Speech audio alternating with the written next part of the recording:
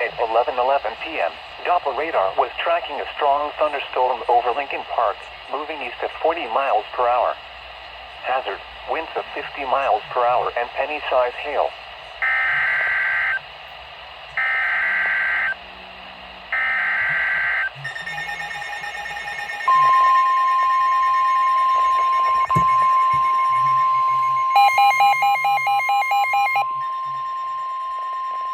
The following is a special marine warning from the National Weather Service.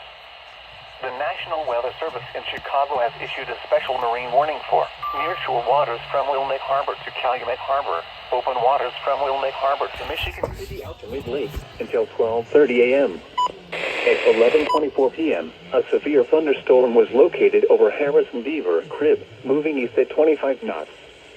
Hazard, wind gusts to 40 knots and large hail. Source, radar indicated. Impact, small craft could be damaged and briefly higher winds and suddenly higher waves. Large hail could result in structural damage. Locations impacted include Harrison Beaver Crib, Montrose Harbor, Monroe Harbor, Belmont Harbor, Burnham Harbor, Guy Harbor.